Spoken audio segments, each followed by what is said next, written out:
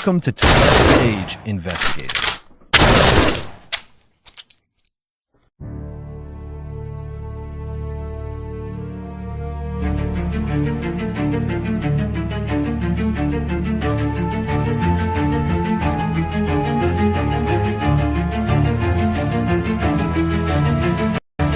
In the shadows where the truth hides deep, echoes of the lost and the secrets they keep. Cold cases burn in the back of your mind. We dig through the dark, one clue at a time. This ain't fiction, this is blood, this is truth. 12 Gauge Investigative, justice uncaged. We ask the questions that too scared to say, shining a light where the guilty pray. From killers to whispers, we won't look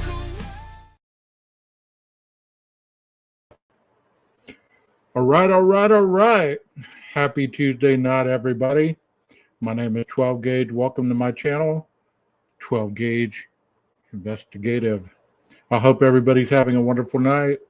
You know what? I thought I'd hop on here and do a little bit of Idaho, see how everybody's doing tonight, and just talk and go back to the house and talk about some other things that I found today that can make this a little bit interesting.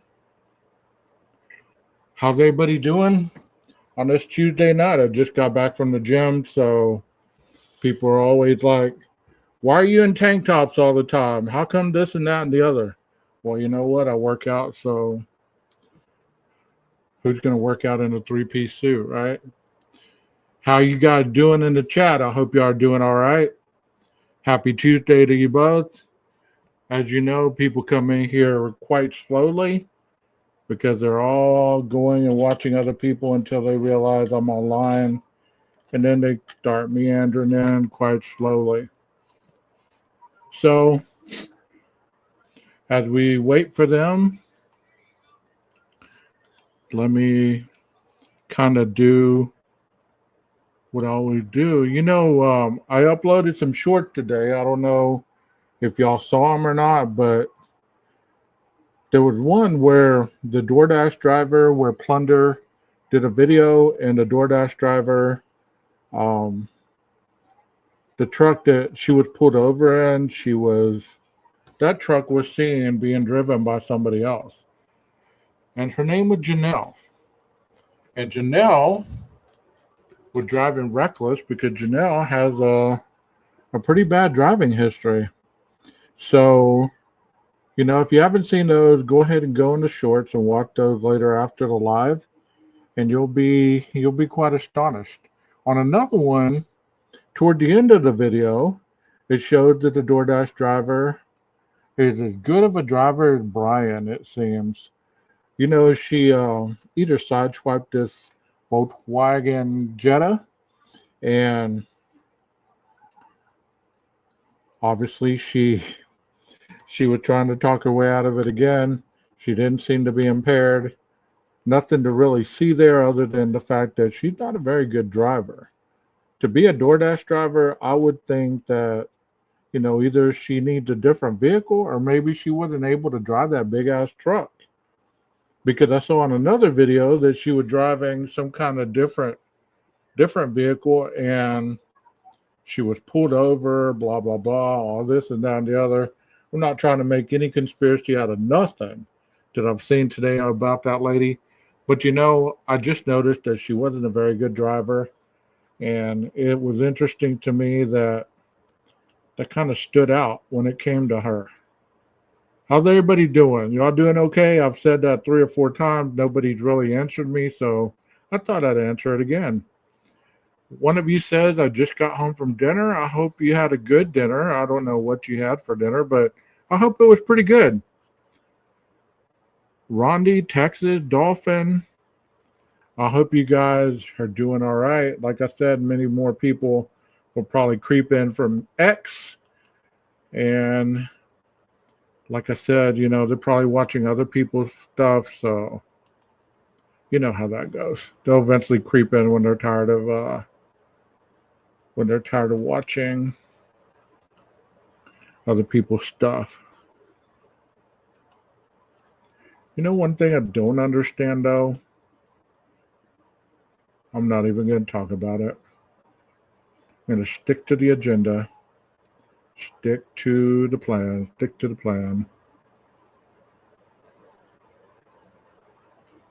I'm glad tomorrow's Wednesday. Actually, it's been one of those weird, and then the stupid StreamYard just makes you huge.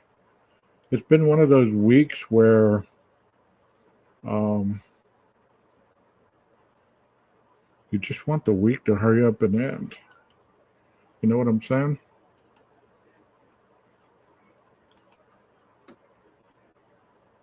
Let me get to this. It was running a little faster. Hey, JB, how are you doing? Welcome.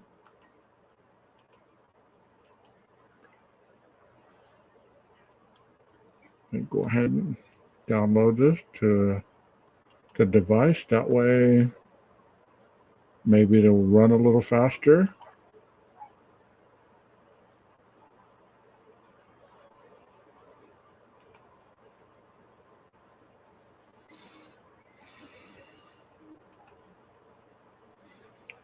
How do y'all enjoy the intro videos? They're pretty good. Hope y'all like it. This is going to be a video, and it's going to go back into the house. And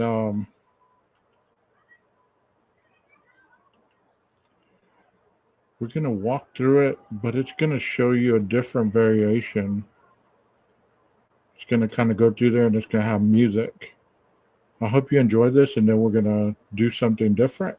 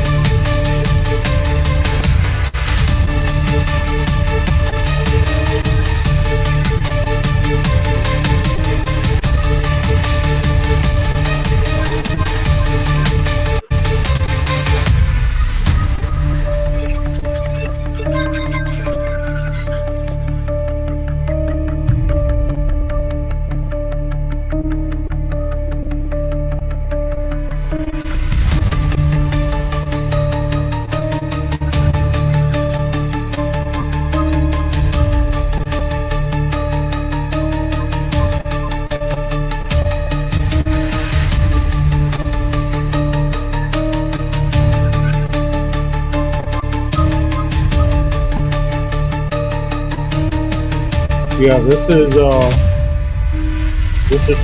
first floor bedroom 1B.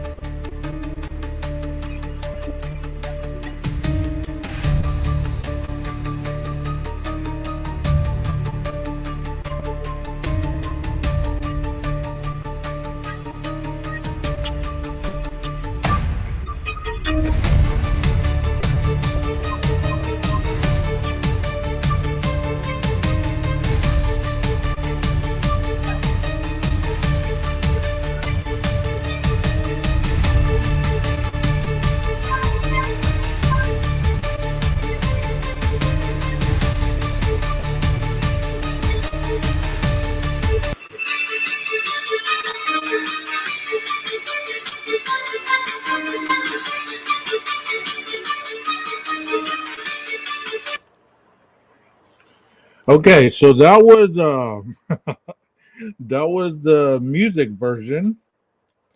I hope that you enjoyed that. Now we're gonna walk through it, and I'm gonna narrate some stuff that I found today because I always like to do the educational stuff as well. Because sometimes you notice some stuff that you've never noticed before. And I found this today finally.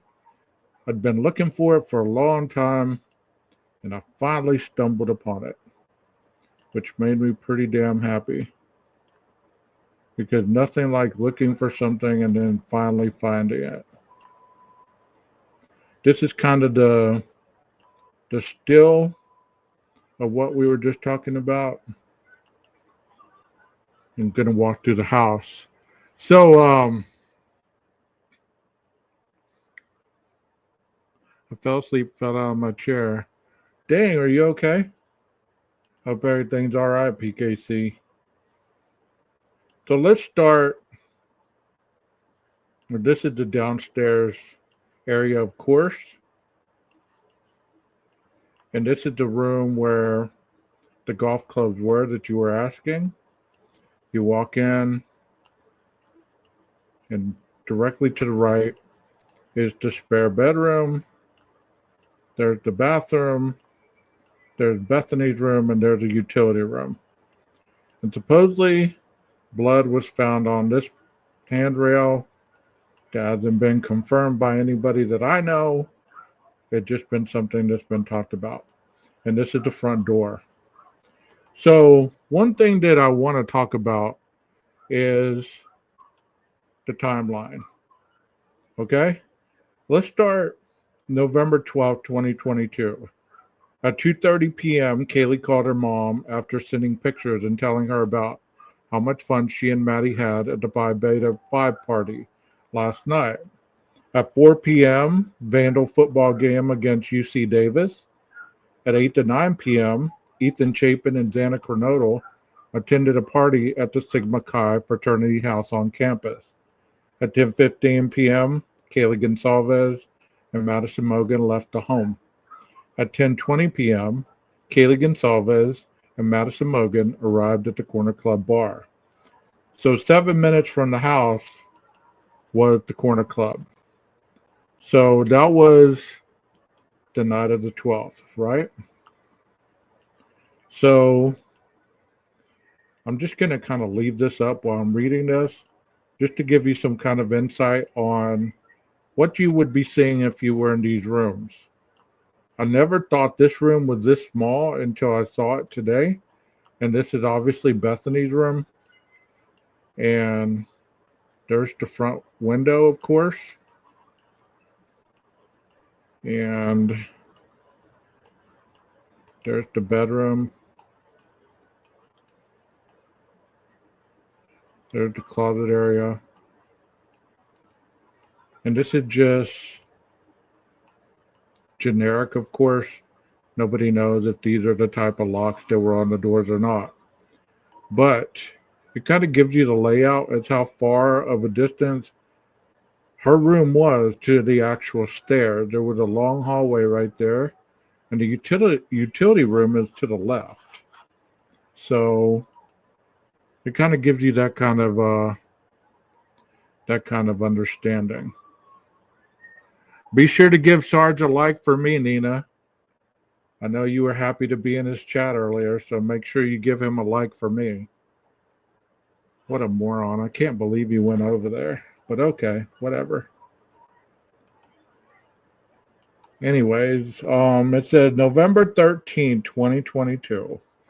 At 12 a.m., Xana spoke to her father. Xana told him she was home with her boyfriend. That's not been confirmed, okay? I know we've heard that from a lot of different variations, but that hasn't really been confirmed anywhere in the documents or anywhere that I've seen that is an actual court paperwork, okay? Yeah, Nina was in Sarge's chat telling everybody, good to see you guys. Give Sarge a heart. Yeah, so told her to give him a heart for me too. 1 a.m., Dylan and Bethany return home.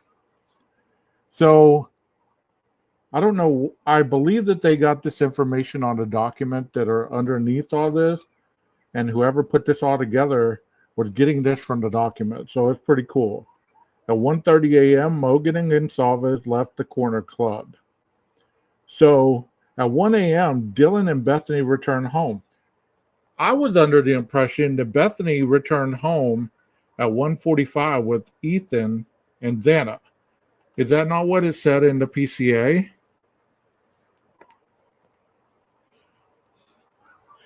Is that not what it said in the PCA? That they return home at 1:45. So at 1:40, it says Mogan and Gonsalves were seen on a live Twitch stream at the food truck called the Grub Truck, located 4 blocks south of Friendship Square. They received their food about 10 minutes later and departed, reportedly returning home as a private party ride. So 1:49, Uber arrived to pick up Kaylee and Maddie from the Grub Truck location.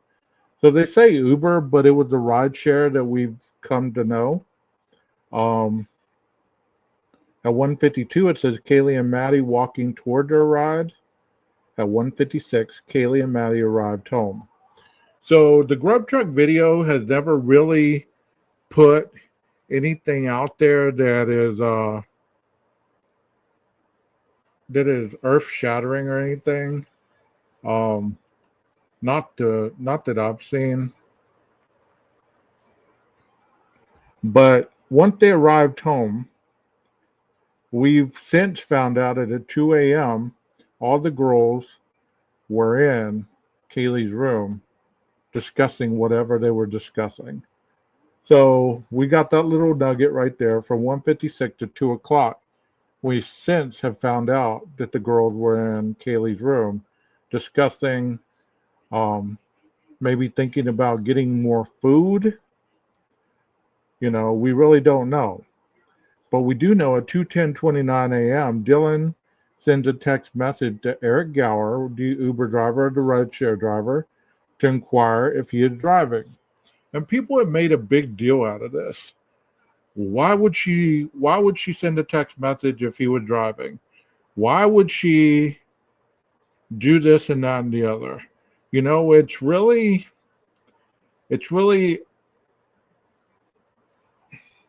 understanding that anybody, like these time frames right here, for whatever reason, people can't seem to understand that in between these moments of time, there was actually true life going on.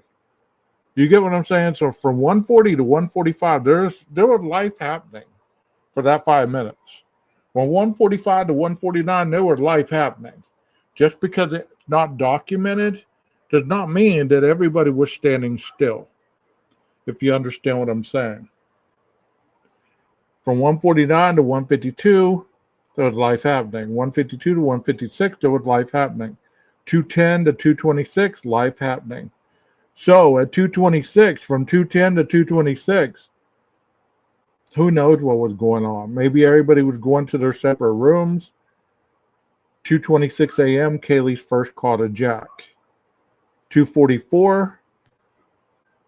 So from 2:26 to what? 2:52. That's the last time that they called Jack, right, from Maddie's phone.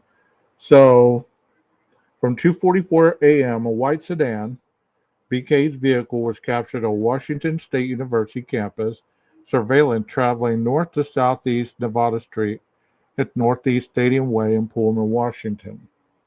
At 2:53 a.m., the same white sedan is seen traveling southeast on Nevada Street, heading toward State Route 270, SR 270, which connects to Pullman, Washington to Moscow, Idaho. For whatever reason, and maybe I don't need to understand this, but for whatever reason, I don't get why people cannot understand that from the moment he left his home at 2:44 to 2:53, that's impossible for him to be driving around to reach this stretch of road southeast on Nevada Street, heading towards State Route 270. Why it's so difficult for people to see that? But of course, I'm gullible. Anything that I read, I believe. So that's just stupid and ignorant. But you know what? I guess I'll stay ignorant because it's better than the alternative. It says from 2:47 a.m., multiple calls are made from Gonsalves' phone to her ex-boyfriend. Similar calls are made from Mogan's phone. So we know that they're calling Jack, and he didn't answer any of those calls. We don't know what he was doing, and it really doesn't matter because the fact of the matter is he didn't answer. At 3:16 a.m., Xana is using TikTok. At 3:26 a.m., the white sedan traveling westbound in the 700 block of Indian Hills Drive, the vehicle does not display a front license plate. So I put this on the post page today, and let me show you what that residence looked like, because I put that on my YouTube, and I'll show you exactly what the residence looks like. I just want to tell anybody who's lurking, come on into chat, especially if you don't like me. At least be brave enough to come into chat and talk crap instead of going over to your channel and dissecting what I put out.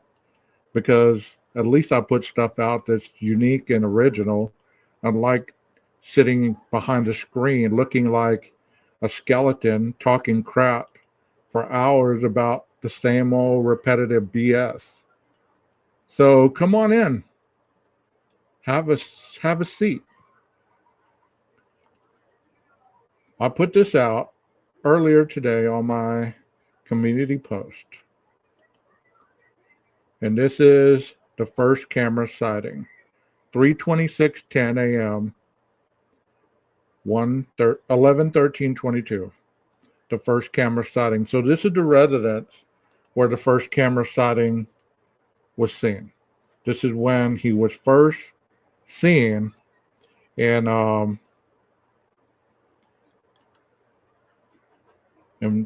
Moscow.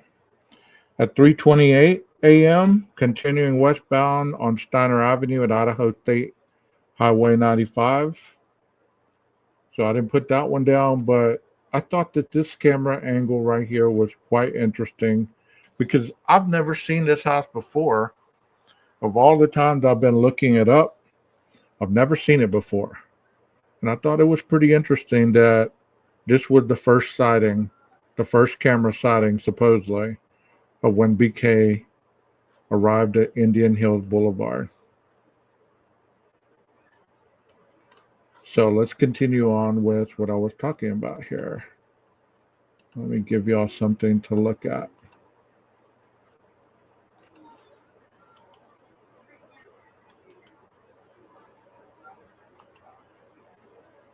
We'll get into the house eventually. We will. I just want to set this up for you. At 3:29 a.m., multiple sightings of the white sedan near 1122 King Road. The vehicle makes 3 passes by the residence before leaving via Walenta Drive. This is unusual as the King Road area is a residential neighborhood with limited traffic during these hours. So at 3:29 a.m., we have seen multiple times the 1112 camera where he is driving by at 3:30 and 56, I believe, and heads on up to Queen Road Apartments and goes around and does the multiple turns. At 3:59 a.m., Dana Kernodle is awake and received her DoorDash delivery. So I believe that at 3:59, one of the other passes of this white sedan has been seen in the Linda Lane footage as he was going around Queen Road Apartment. As he came back down King Road and headed west, that's when he would have supposedly seen or had interaction with the DoorDash driver. At 4 a.m., DM is awoken by what she believes is Kaylee Gonsalves playing with her dog in an upstairs bedroom on the 3rd floor. So let's go on this map to the 3rd floor. That way it'll give you, well, this is Dylan's room right here, okay? So we don't know where Dylan's bed was. We don't know where it was located. We don't know exactly what side of the room it was on, but we do know that a little after 4, she heard what sounded like Kaylee playing with her dog. But how far after 4 o'clock? Because we know the last pass, as according to Linda Lane camera, was 4:07:21. So at this point, Dylan hears a female at 4 a.m. when Kaylee's playing with her dog in an upstairs bedroom. So a little after 4. So Xana got her DoorDash at 3:59, supposedly, right? Dylan hears Kaylee supposedly playing with her dog around a couple minutes. So shortly after, DM hears a female voice believed to be Gonsalves say something like, "There's someone here."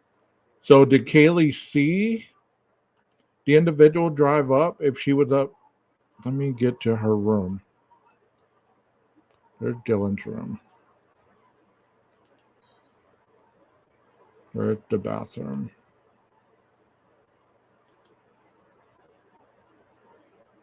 There's Maddie's room. Okay, there's Kaylee's room. So, was she still in her room? At that point, was she in her room putting the dog up? If she was playing with the dog upstairs, And then she managed to see, because it didn't, any photo that I've ever seen, you never saw curtains on this slider. Okay. So I don't know if there was actually any curtains on this slider or not, if there was any slide type curtains, whatever.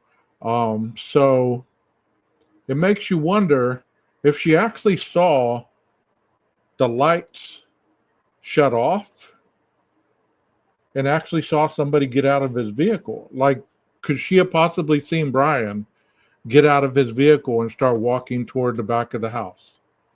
I mean, I know that sounds far-fetched, but I'm asking you, chat, what do you think about that? Do you think that's feasible, or do you think that that's fantasy? I wonder if these images were recently updated. Dylan also thought she heard Kaylee going up and down the stairs. Good point. Good point.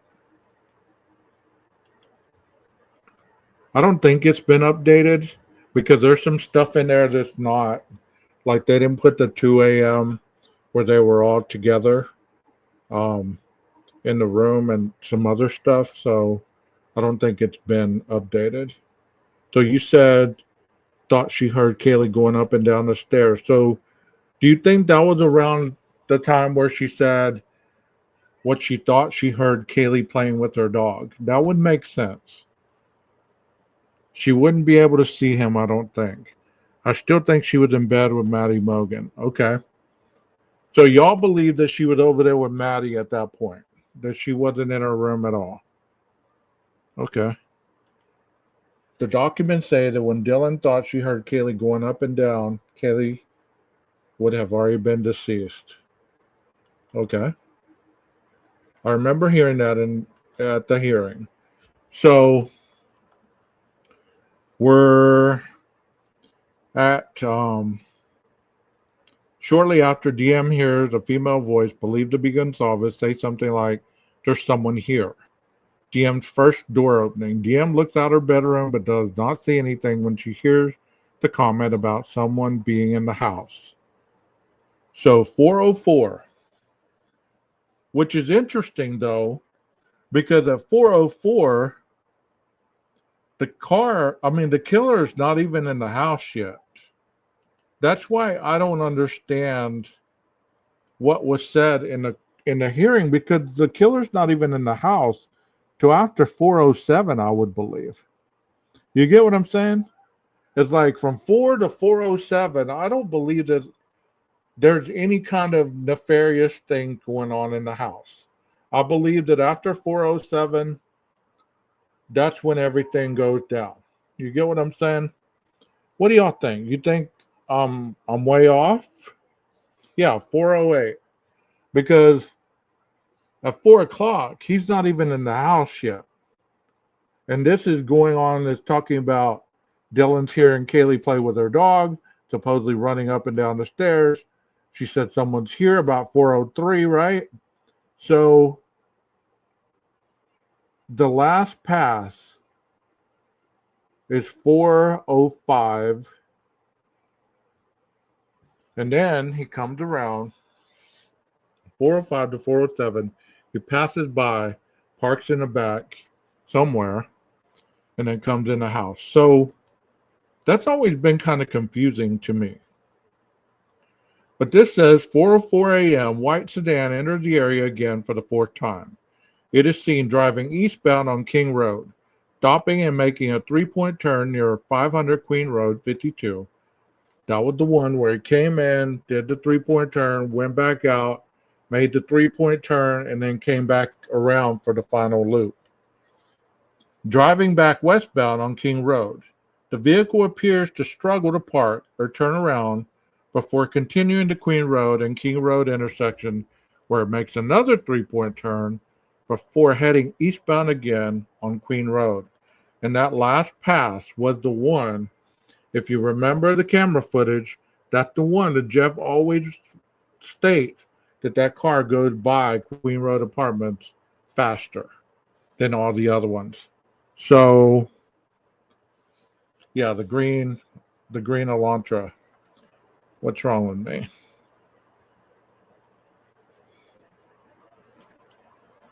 So it says DMs. Okay.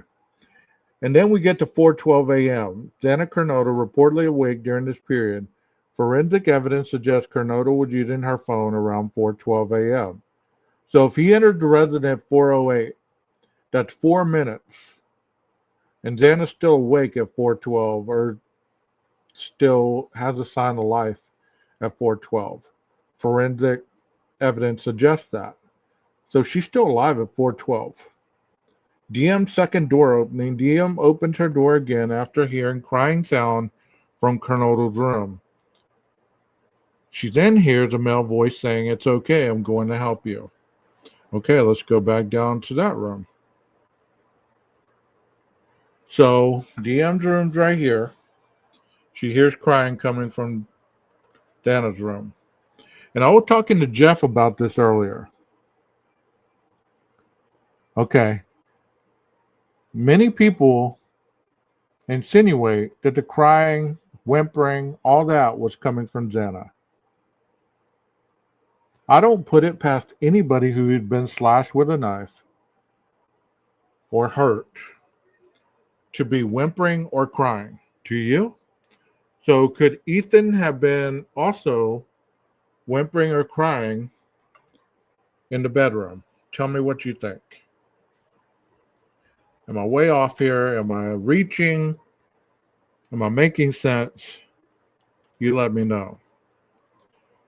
I think when DM thought she heard KG playing with her dog running up and down the stairs, it was actually Xana Kernodle. I think Murphy got scared and ran to Xana. Okay, the point that I was trying to make was that the killer would not have even been in the house yet, because all these statements are being made before 408 area.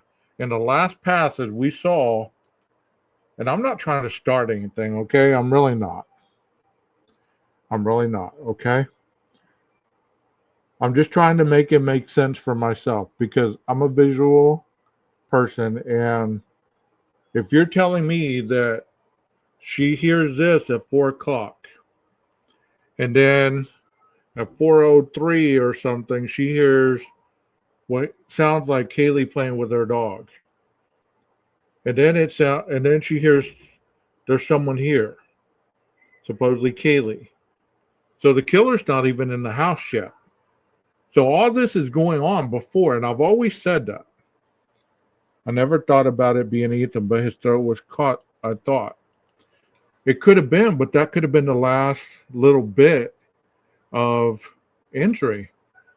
I mean, we don't know what kind of noise people make whenever their jugular has been cut. I really don't know.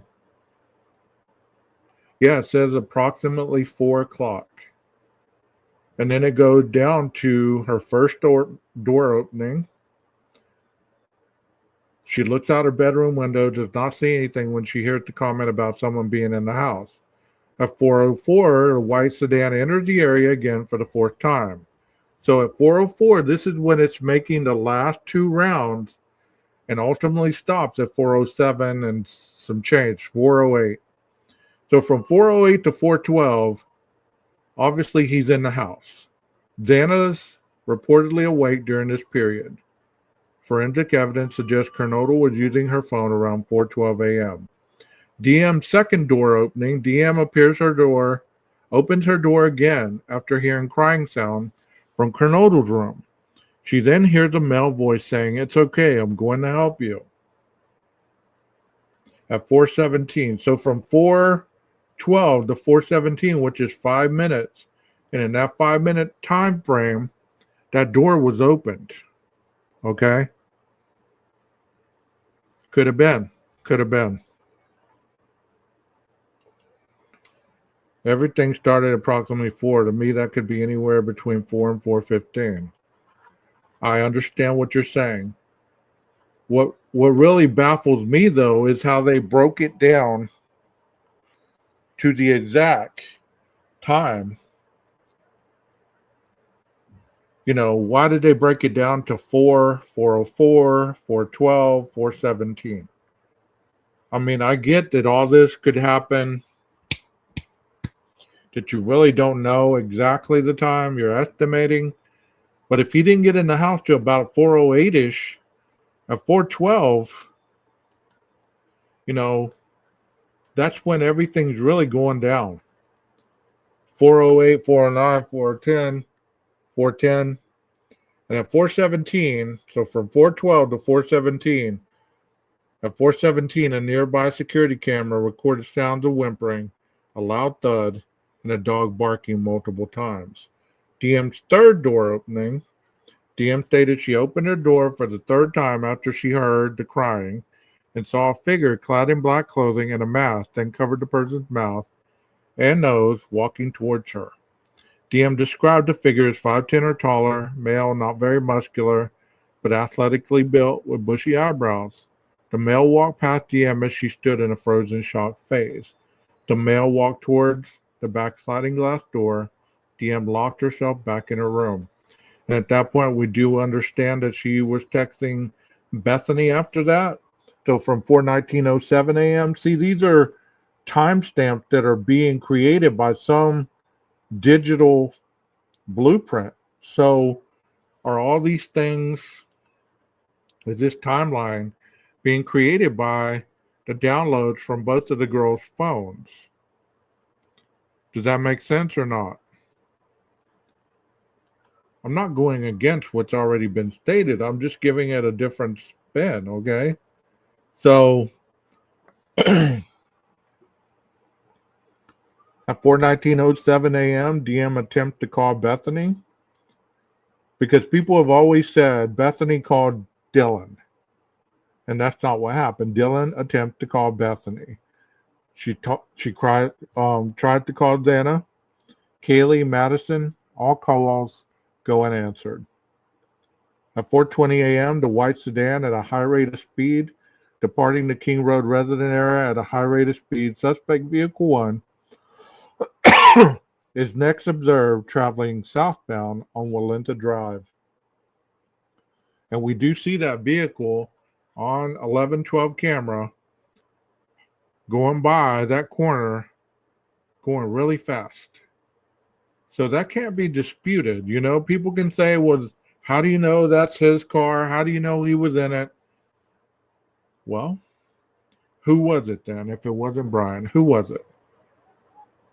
Since so many people are so damn smart and they can see in that car and they can see different colors and they can see all shades of the rainbow all over the place. Well, who entered this house and killed these kids? If it wasn't Brian, who was it? Because you don't have any theories on that.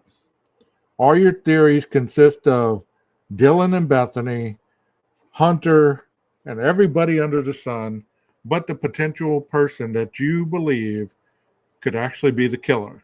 So if Brian's not the killer, who is it?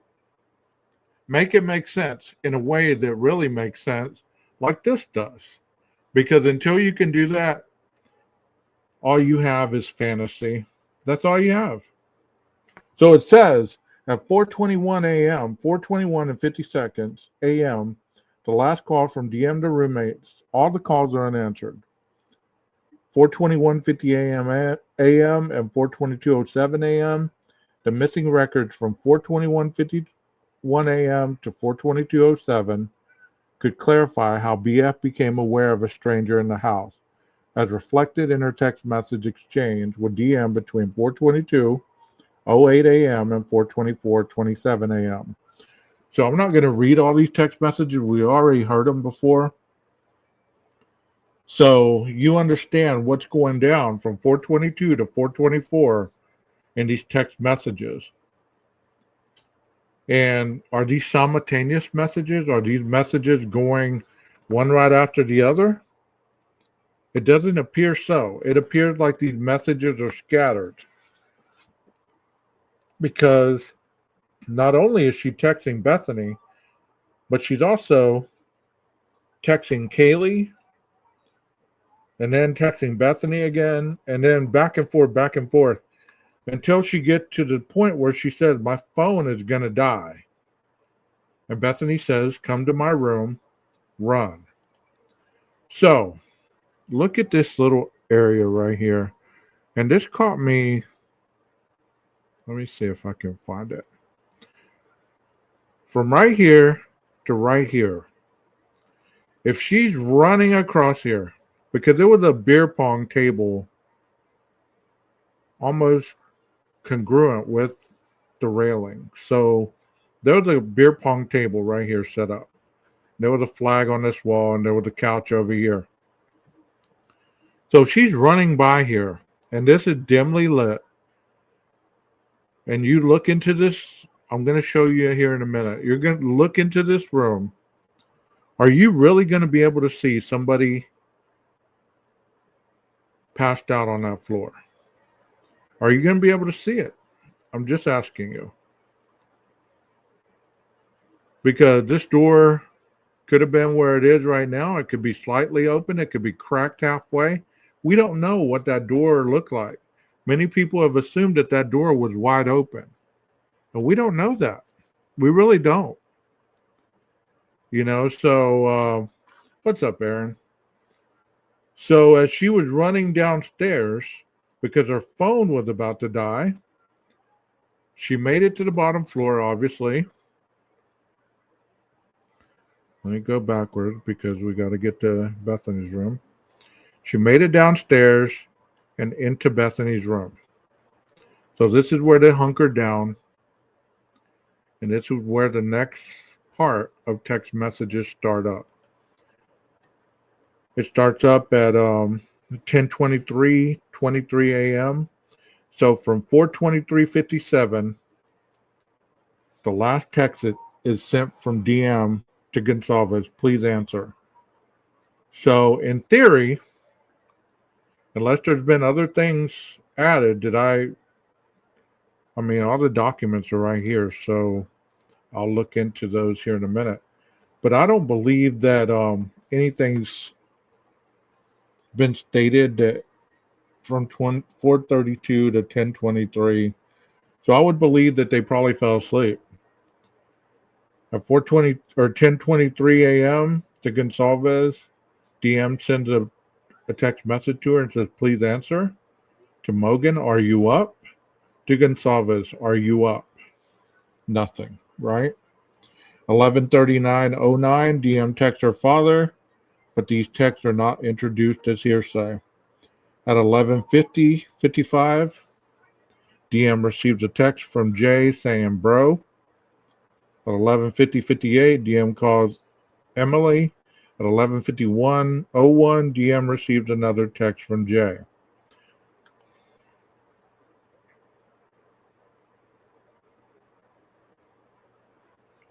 I don't know if y'all can see. Let me go ahead and pull those documents up.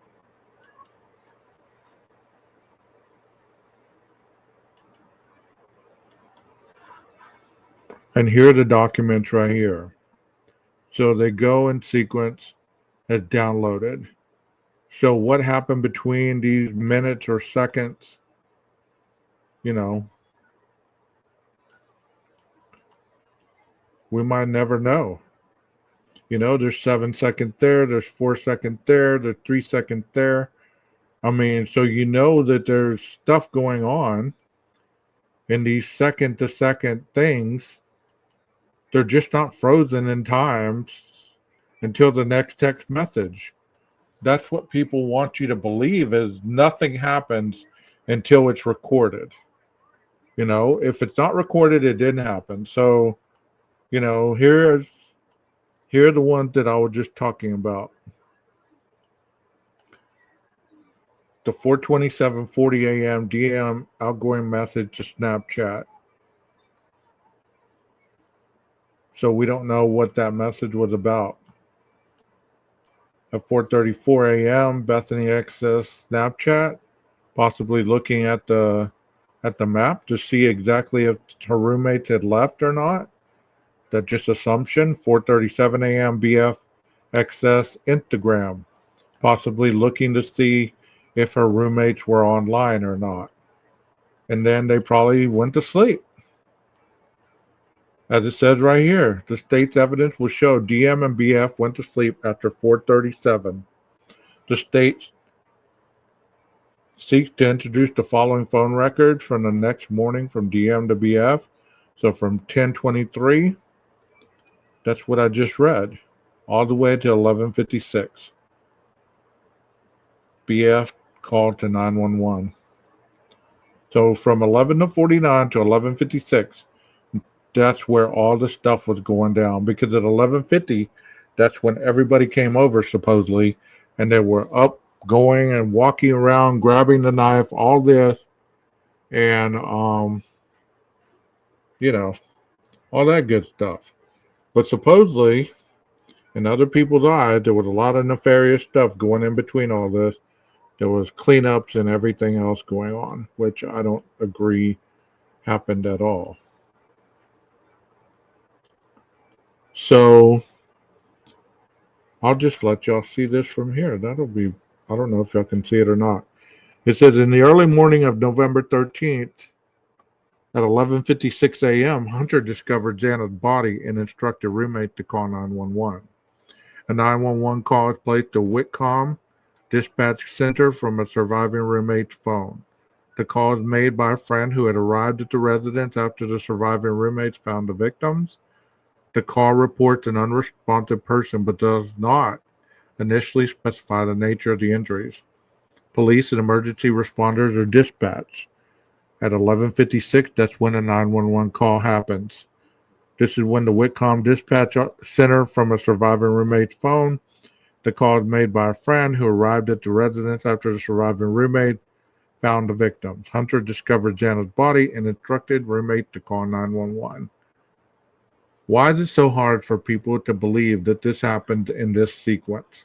How come it's so difficult for people to believe that this happened in sequence?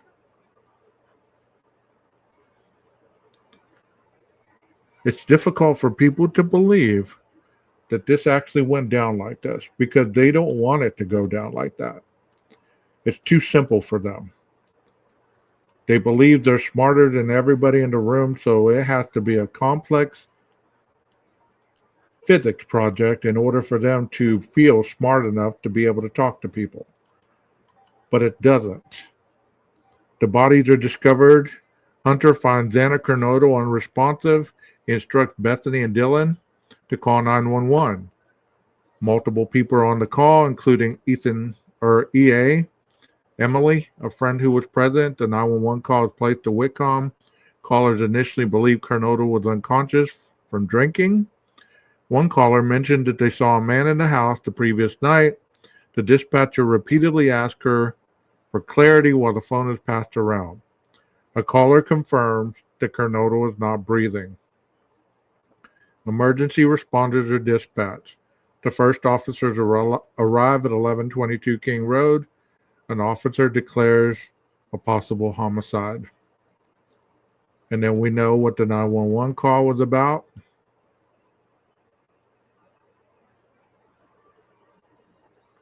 So, if you walk in, let me take you back out of this and take you back into the house.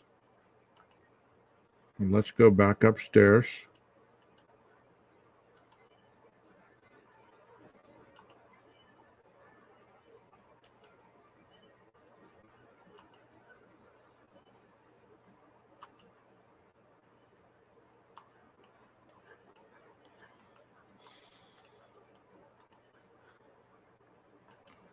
Oh, there's a different view of that room.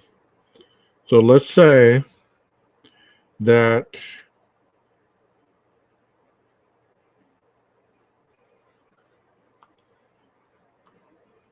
as she was walking out of her door, and once everybody went upstairs, they not necessarily had to walk down this hall in order to see that Xana was right here in this area. Even if the door was cracked like that, you could still see in the room. Maybe she's a little bit behind the door. We don't know that that door was wide open or if it was cracked even worse than that. You know, it was more closed. All we know is that door was open. See, the wording is tore apart in a lot of different things. You know,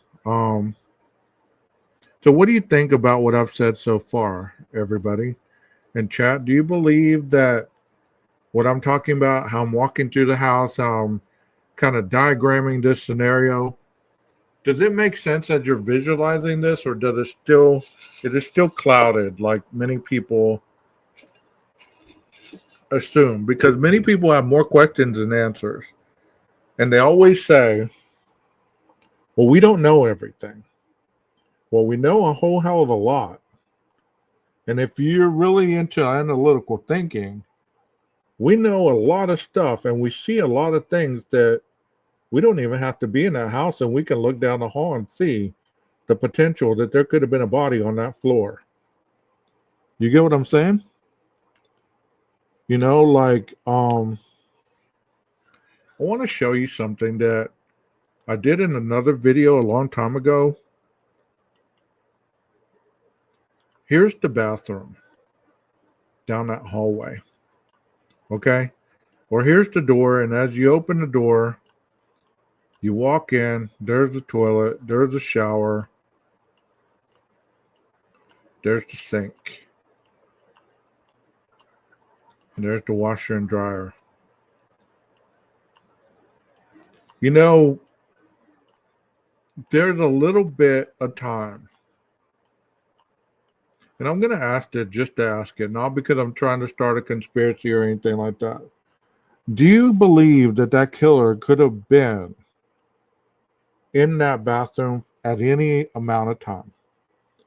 Do you think that that killer walked into that bathroom for any reason whatsoever, to either clean off the knife, to disregard of anything that he might have been wearing that was bloody, that he needed to flush down the toilet, anything like that? No, that's on the middle. That's on the second floor. There is another one on the bottom floor, but this one is on the second floor. This one down the hall from Dana and Ethan's room. See, it's right here, because that's the next slide in sequence. Is this bathroom?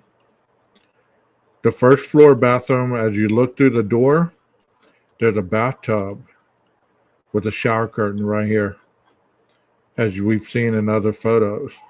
This is the one on the second floor. So I believe this is the one that Dana and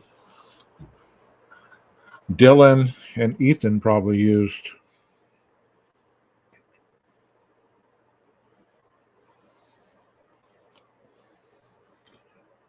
You know, so I'm just asking you guys that because there's so much minute by minute time that if he did walk into this bathroom, I didn't really start thinking about flushing evidence until I was really deep diving into the Stephen McDaniel case. And that's whenever he stated he flushed his mask, his bloody clothing, and some other stuff down the toilet. He flushed that stuff. So if he went into this bathroom and flushed anything that was bloody, whether it would have been the booties, any of that stuff, then it makes sense why there was no blood on the floor. You know, if there was bloody booties and he went into this, cleaned them up on the hallway, I'm just speculating right here, okay? Cleaned them up in the hallway, flushed them down the toilet, flushed anything that was bloody, walked out the back door, didn't necessarily have to change at that point because everything was already gone. Everything was already gone. Does that make sense? I don't know, JB. I don't know, but that's what that's what Stephen did. He flushed his clothing down the toilet. I mean, with the knife, you could literally shred your clothes small enough to flush them. If there's a lot of suction, I guess. I don't know. I was thinking the same thing until I heard him say that he flushed his clothing, the mask, and anything bloody down the drain or down the toilet. So I was thinking, man,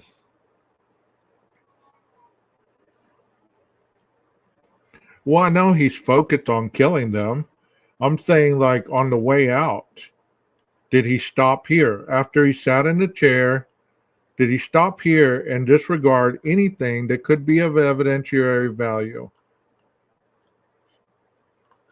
I mean, I could be wrong. I could just be reaching, but, it's just food for thought in my mind. All right. So I could be reaching. So let's go once again to that doorway. And there is Dylan's room.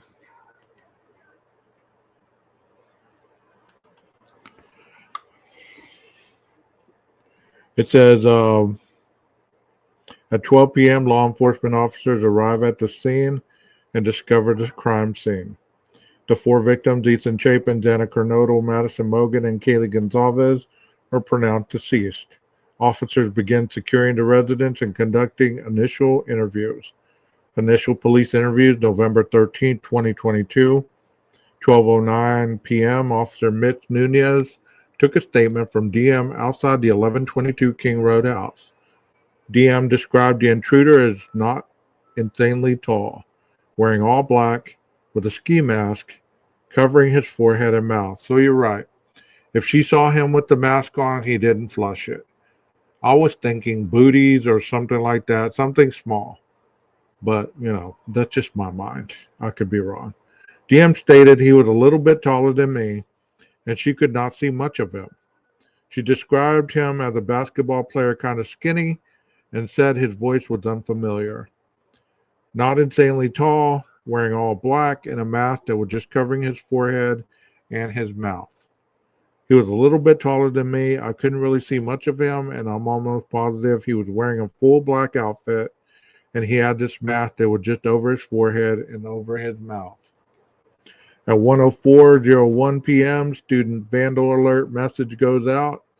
At 1:47 p.m., Detective Lawrence Mowry interviewed DM at the Moscow Police Department. DM described the intruder as a white male, maybe my height, a few inches taller, with a skinny athletic build. She stated he wore all black, mask covering just forehead and mouth. She estimated his height around 6 feet.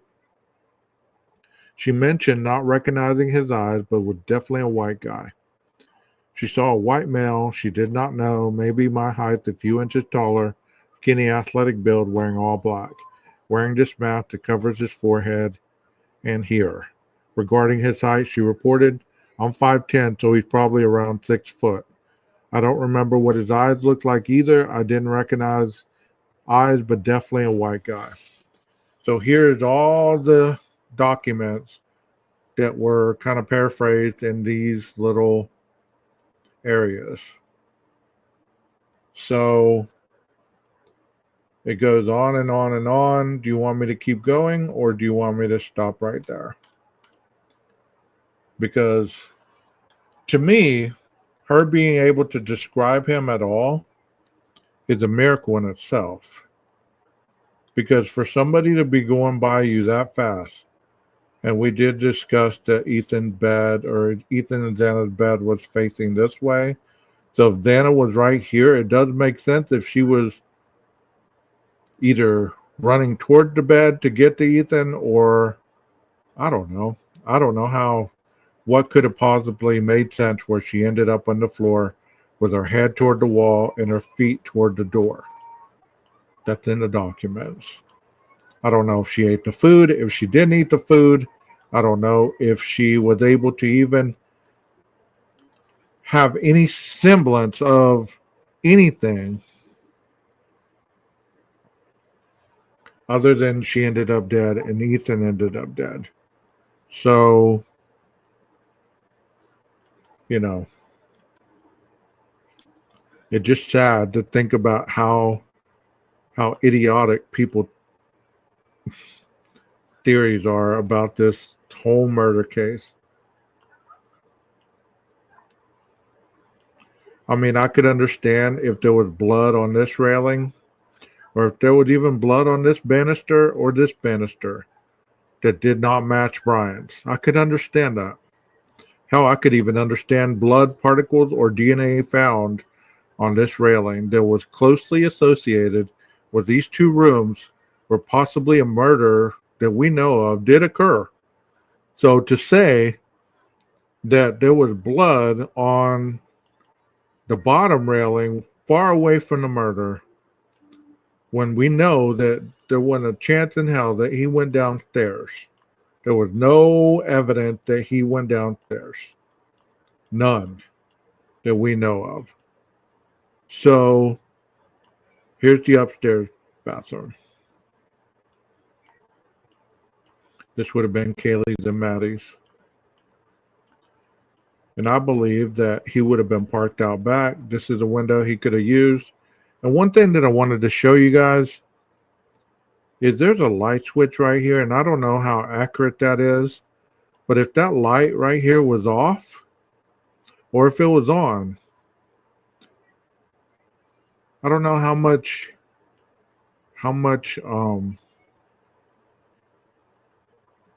that would have went into there's somebody here. You know what I mean? Could she have seen a shadow? Could she seen something? I mean, I don't know.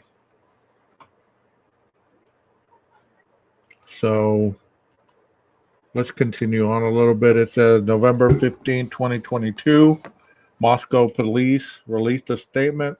We determined early in the investigation that we do not believe there is an ongoing threat to the community members. Evidence indicates that this was a targeted attack. November 16, 2022, Moscow PD press conference. November 17, 2022, autopsies revealed the victims were stabbed multiple times and some had defensive wounds. And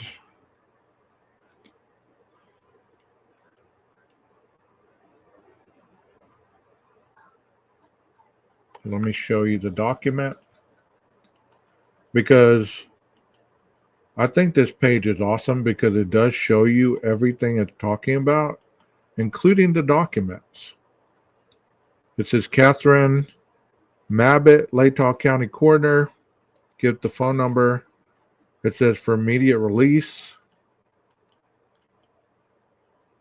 11/17/2022. Date of pronounced death, 11/13/2022 at 12 noon. And then she goes and obviously states the victims, the cause of death, homicide, murder, manner of death, stabbing. Cut and dry, right? Not everything has to be a freaking movie. You know, not everything has to be Dexter. You know what I mean?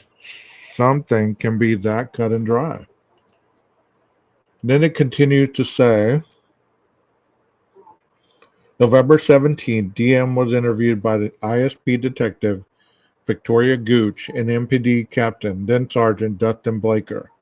DM detailed her activities on November 12th, 2022 until going to bed at approximately 3:20 a.m. on November 13th, 2022. So there's been a lot of people that state they don't know what time Dylan went to bed. Well, right here it says 3:20 a.m. So that has to be in a document somewhere. It's not just hearsay. And people do believe that these documents aren't real. These court documents, all the stuff that's written in black and white, it's not real. They're fabricated. They're lies. They're stories.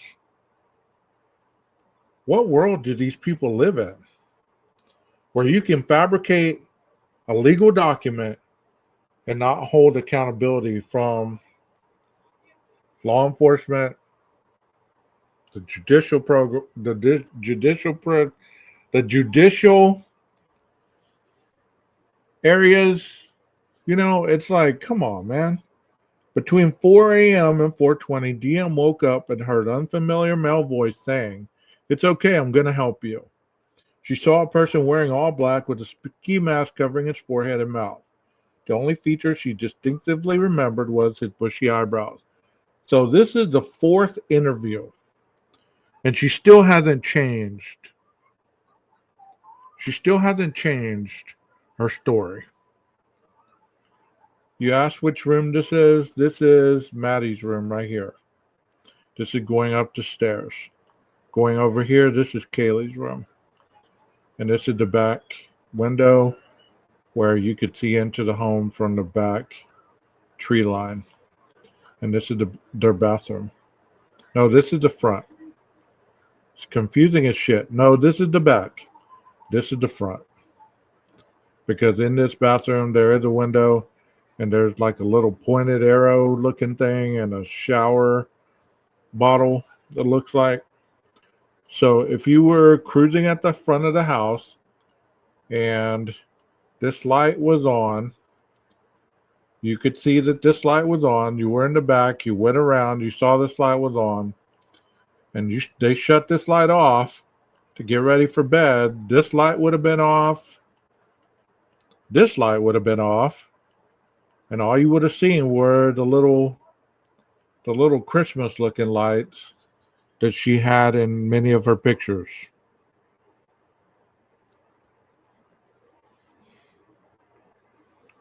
So DM has not changed her statement one bit. This is what I put in the post today. And she said, someone caused it from my mind. It's like I was almost wearing these like blurry glasses. Like it's fuzzy and cloudy, but it was like a figure of someone wearing all black. And it was like they had a ski mask that was covering their forehead and their chin and mouth. But I could see the eye. All I remember was seeing their eyebrows. And I don't remember what their eyes looked like, but I remember their eyebrows. I don't remember the color the eyebrows were. I just remember like bushy eyebrows. That's all I could think about. I would say about 3 feet. So if you were Anne, remember she wanted bushy eyebrows to be deleted from the court proceedings? There's a reason. Because if you take bushy eyebrows from these statements, all you have her saying, let me read this to you without the bushy eyebrows being put in there. And if she would have got the bushy eyebrows taken out, this is what it would have sounded like. Her testimony would have been someone, because from my mind, it's like I was almost wearing these like blurry glasses. Like it's fuzzy and cloudy, but it was like a figure of someone wearing all black. And it was like they had a ski mask that was covering their forehead and their chin and mouth. But I could see, I don't remember what their eyes looked like, but I remember I don't remember the color of I just remember like, that's all I could think about. So you take the eyebrows out, that's what it's going to sound like, her testimony. I would say about 3 feet from what I remember. Again, that could be off because I obviously probably still a little bit drunk. I just woke up. I don't remember fully. I know he looked at me because I could see his. I think I just saw one. I don't know why or how. So if you take the eyebrows out, that's what the testimony would have sounded like. But you put the eyebrows in, it says, I know he looked at me because I could see his eyebrows. I think I just saw one eyebrow. I don't know why or how. DM recounted calling and texting her roommate, Bethany Funk, and she discussed with BF that there was someone in the house wearing all black and a ski mask. DM conveyed to the interviewer that the fact didn't fully make sense to her, and she didn't know how to explain everything. Detective Gooch explained to DM that the important thing was to tell only things she knew were true. That's the most important. Detective Gooch acknowledged DM's trauma. DM confirmed. Detective Gooch and Captain Blaker confirmed the facts from DM's memory again. DM reiterated she saw a male figure in the hallway approximately 3 feet from her. He was holding something. He was wearing all black clothes. His forehead was covered. He was wearing a mask. She remembered his eyebrows. So you see why it would have been so important if she would have got the eyebrows removed. You wouldn't be able to speak about the eyebrows. So she would have just had a very generic description of a person without the eyebrows. The eyebrows make it distinctive to this individual. Captain Blaker asked her what was covering his face, and DM stated, I don't know, weird looking ski mask. It wasn't like the regular ski mask with like eyes and, because I saw his eyebrows and I could think I saw his nose and like this part of his face, but I don't know. In response, in addressing whether she could see the male's mouth, DM stated, no, and I don't remember if I saw it, like I don't remember if I saw his nose, but I know I saw eyebrows, and I don't remember his eyes. I just feel like I can see eyebrows, but I mean, that could be it. I mean, that would make sense why the forehead was covered and his part of his face was covered. The investigators inquired if DM could provide a composite for an artist. DM responded, no, I don't remember what his eyes looked like. I don't remember what his nose looked like. I just remember eyebrows. I don't know exactly what the eyebrows look like at all, really. I just remember thinking, like eyebrows. Yeah, bushy, that's all. Like, I don't remember the shape. I don't remember, like, the color. I just remember, like, bushy eyebrows. That's the only thing I can remember. And I said in one of my earlier videos, very early on, I said, it's going to be difficult for her to see anything other than those eyebrows. Because, like I said in one of my videos, if it looked like this, how can you really be confident you see anything worth value? All you see is possible eyebrows. And unless he was looking at you with those bug-eyed look, it wouldn't be very clear to you, would it?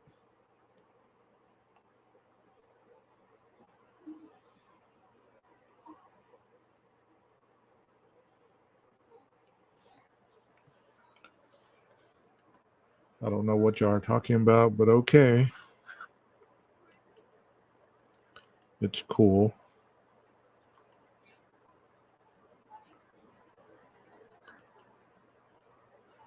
So Dylan doesn't give a very clear description, but she still gives a description nonetheless. So think about the DoorDash driver. Now I'm going to quit reading this. I'll come back to this on another live. I might just do an upload with it. Think about the DoorDash driver. Think about what we've heard as far as her seeing Brian. And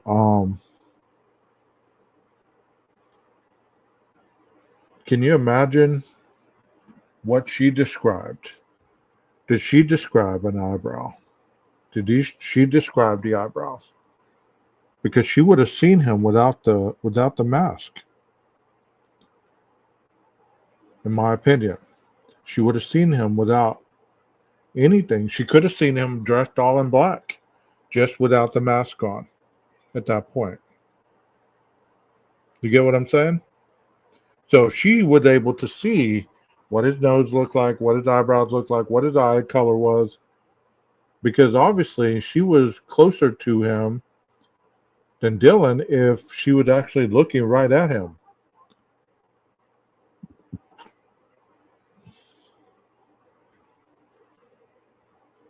So you got a eyewitness testimony in the house. You got an eyewitness testimony outside the house. So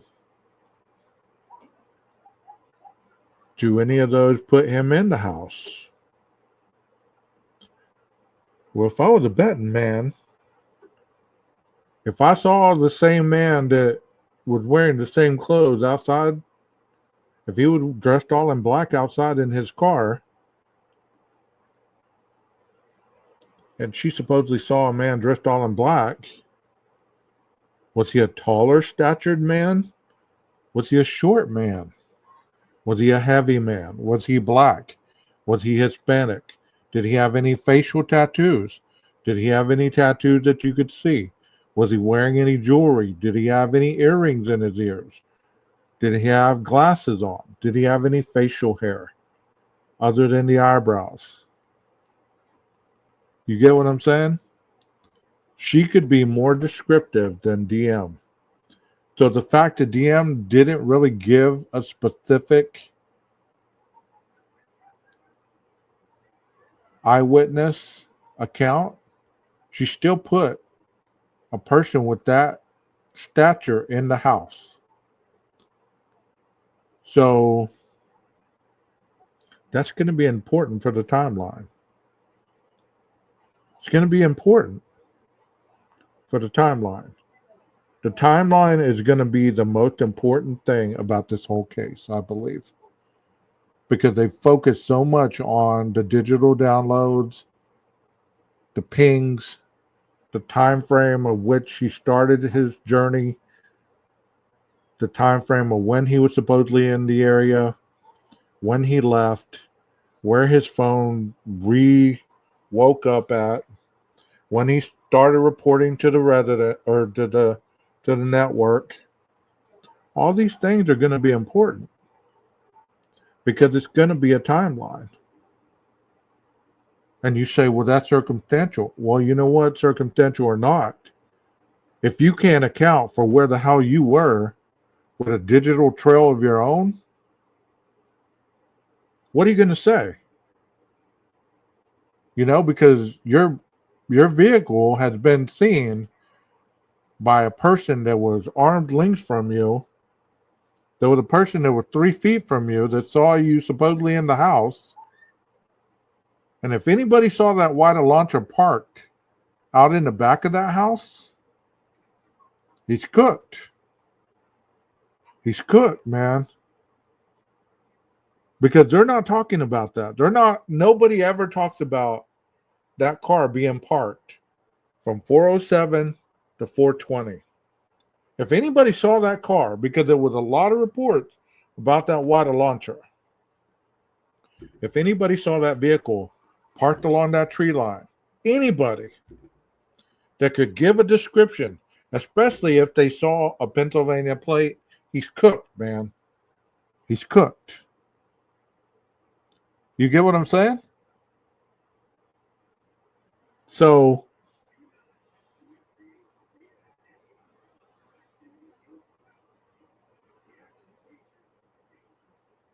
you know, and I know what you're saying, Chloe. I've seen that too.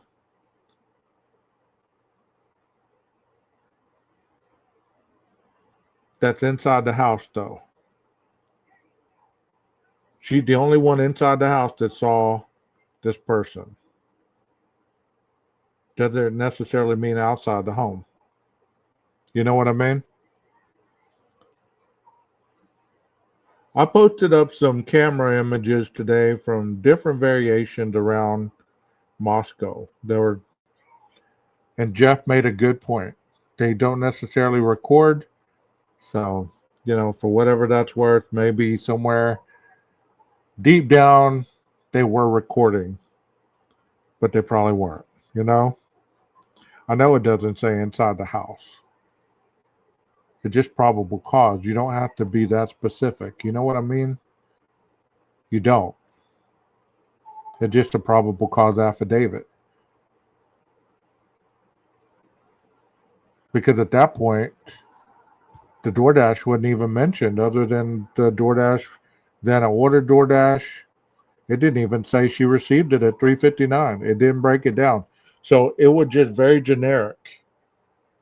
People want it to be step by step like that, but a probable cause doesn't have to be step by step like that. It doesn't have to be time framed minute by minute. It wasn't detailed like that in the PCA. And for a reason, because it's a working document. Where was that document at, Chloe? Maybe I need to go back and read it. I was thinking that came from the PCA. I could be mistaken. And if I am mistaken, that's fine. That's fine. So there is a DoorDash driver, and we heard that the DoorDash driver self-reported themselves. What? 2 days later, 3 days later. So okay, I'll go look at that, Chloe. I was getting confused with the PCA, so please excuse my previous comments. Okay. Um, but let's look at that for a minute. What would be the purpose for them to put that? And there been a so the DoorDash drive. So what people are insinuating, and I've seen people highlight that and draw arrows to it and everything else. Are they insinuating that the DoorDash driver didn't see him? Is that what they're insinuating? That the DoorDash driver didn't see him? Because I've seen people with their little diagrams and, their little arrows pointed at all these things to make sure that you don't miss what they're trying to show you. Is that what they're insinuating? That if Dylan was the only living person that saw this person responsible for this crime, well, the DNA is the non-living person that puts him in the house. Whether people want to believe it or not, the DNA puts him in the house. Honestly, Dylan's testimony could be irrelevant at the point. If they tear up her testimony, how are you going to get away from your DNA being on the knife sheath under a dead person's body? How are you going to get away from that? You get what I'm saying? How will you get away from that? Nobody has ever brought that argument to me, other than people have been corrupted. They've added to the IgG, taken away. They got his DNA unreliable and all this and that and the other. They have never showed a step-by-step like law enforcement has. So it's easier to believe law enforcement than it is to believe people that just want to say, well, this is my opinion. You don't solve cases by your opinion. You solve them by facts. So if that's true, then opinions don't solve cases. Speculation doesn't solve cases. They have moment by moment timeline of this crime. And in this crime, they have pings, they have camera videos, they have still photos, they have all this stuff. It's up to the jury whether they're going to believe that this is enough evidence to convict them or not. Not up to me.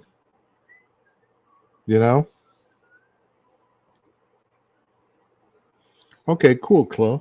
Cool. I will have to go read that because, up until recently, I haven't had time to read anything other than schoolwork. You know what I mean? So I scan over stuff, I read it, I listen to people I respect, and I go with it. You know what I'm saying? So up until recently, I really haven't read a lot on that part. Let me see what y'all are talking about. For example, if when the DD saw him, he wasn't responsible for the homicide yet. Okay, good point. Maybe he had to make a judgment call. He maybe knew DoorDasher saw him, but he felt the opportunity and time was right otherwise.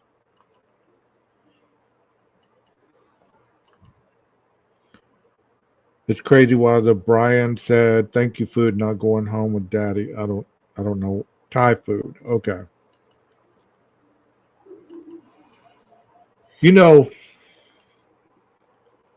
Call me foolish, call me ignorant, call me what you want. I'm going to stand with what I know. I'm not brainwashed. I'm not foolish enough to think that, what I've learned in my studies or what I've read in these books or what I've put together in certain assignments is a brainwashing factor. It's a way that is formulated to solve crimes. Um,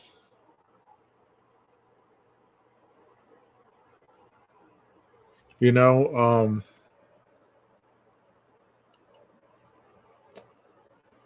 and when people attack individuals that aren't like them or believe like they do,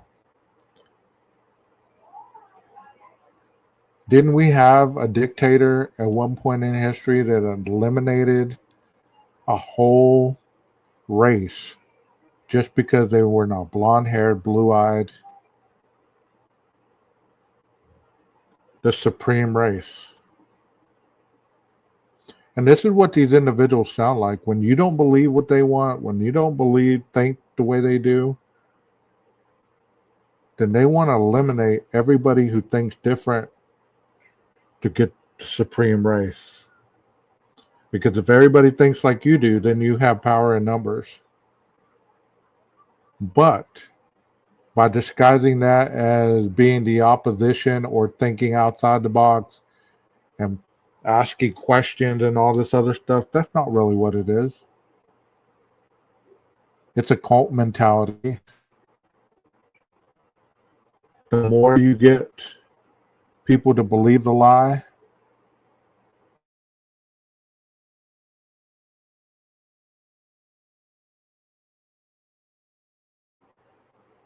think about that. There's been a lot of dictators throughout history that eliminated whole races of people because they were standing for something that was just. And the simple fact that you don't look like that, you don't believe like that, you don't live like that. There's been multitudes of people erased off this planet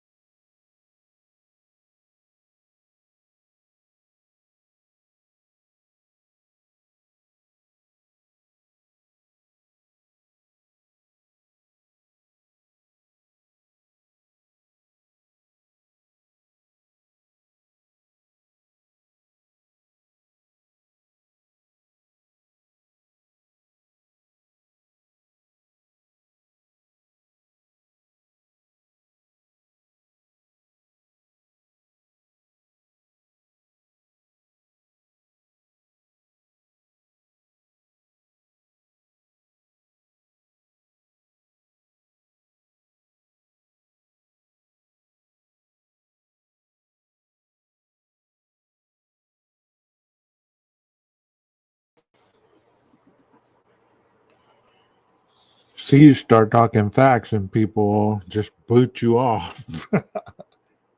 Hello, everybody. I'm back. Where did I leave off? Everybody leave?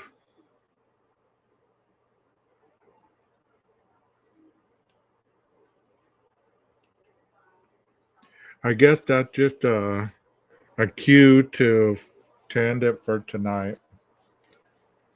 I hope you enjoyed this. I'm going to call it a night. I'll probably be back with part 2 tomorrow or later on in the week. You have a good night.